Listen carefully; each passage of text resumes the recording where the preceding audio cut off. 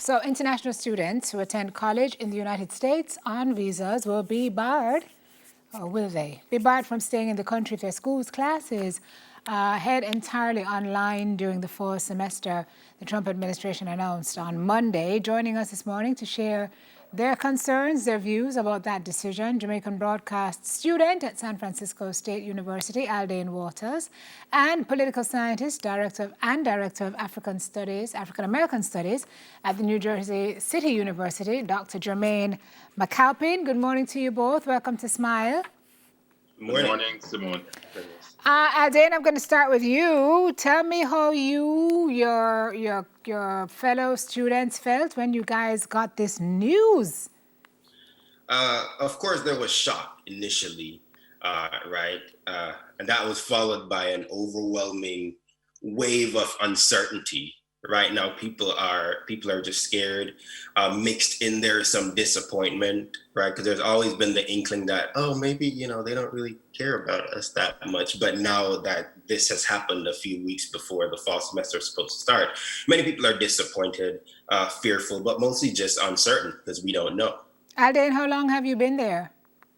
I have been here for 3 years. Okay, and so you have another year of study to complete? Yes. One more year of study. Okay, so as it stands now, how many of your classes are online? Is it everything that's been migrated online?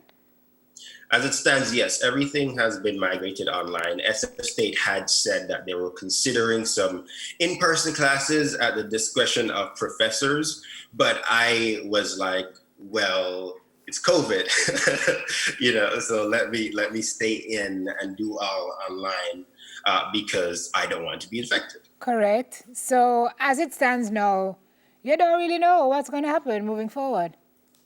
No idea. And the emails that keep coming from SF State simply say, we're still trying to understand.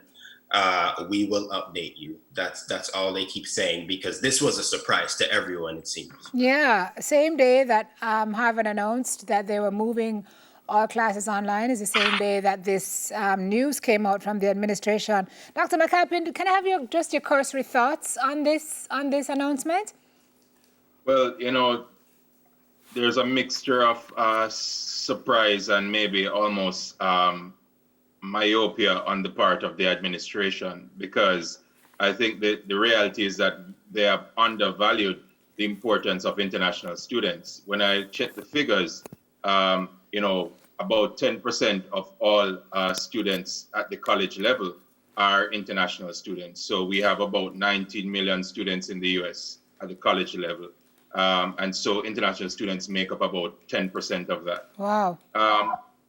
More dramatically is that in many of the high demand majors, international students make up the overwhelming majority. So if you think of engineering, if you think of computer science, electrical, chemical, physical engineering, graduate students or undergrads from outside of America make up 70 and 80% of those numbers. So I don't know that they thought it out very properly, but there are several different forces that are at work. Yeah, so you say myopia and you say, I forget the other adjective you use. They have undervalued. They Right. have undervalued the importance of international students. But may I ask you if you were shocked? I was shocked primarily because in light of the crisis, the pandemic we're dealing with, one would have thought that the modus operandi would have been flexibility. So many universities, thinking about the safety of their staff, students, and administrators, thought it prudent to do online classes. Now, many universities said they would do a hybrid model or a high flex model. There are so many different things being thrown about, but we are here almost mid-July and we still don't know what ultimately many universities will be doing in terms of classes. Right. This announcement may force universities to go back to the drawing board. Well, particularly since now the context is so much different because COVID cases are again spiking across the United States. Many states are going up, record numbers in a day. So now would not be really the optimal time to be bringing students back into the classroom. So this is a catch-22. What is happening at New Jersey City University, where you are?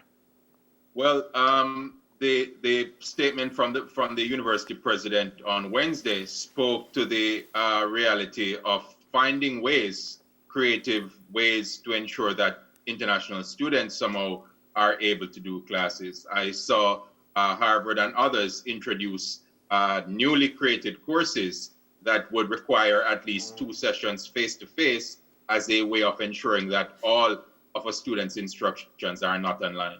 So I think NJCU is still playing the weight game. Yeah. They have bandied about the high flex and the hybrid model, which is essentially part face-to-face, maybe once or twice for the semester, and the remainder asynchronous or synchronous classes online. I know Harvard is suing. Do you think anything will come? I know there are other universities who eventually will jump on board with similar action. Do you think there's anything to come of that if the universities put pressure on the administration, if more schools say, okay, we're going to create 1 or 2 classes so that we will have that face-to-face interface? Is this likely to lift, do you think? I think, and I expect good things to happen from it, primarily because if we look at the economic fallout, remember, though the government has done the COVID CARES Act where universities can pull down on federal funds, the reality of it is that if you take away 1 million persons from the bottom line of all these universities, there is going to be a deleterious economic fallout. Right. I don't think that they are calculating the economic and the potential economic loss if 1 million students somehow just disappear from the role of these colleges and universities. And especially in the areas that you mentioned, which is where the world is going, right? Exactly. IT has 65% persons from Asia and the Pacific area. And so most of those who are doing IT and those kinds of structural things are from outside of the United States. Okay. If I could just add to the discussion. Yes, Aldane. Yesterday, California announced that they are also suing the government for this ruling as a public safety risk. I know USC has also created that 1 class, but missing from the discussion is the fact that it's not just 1 class and we're fine.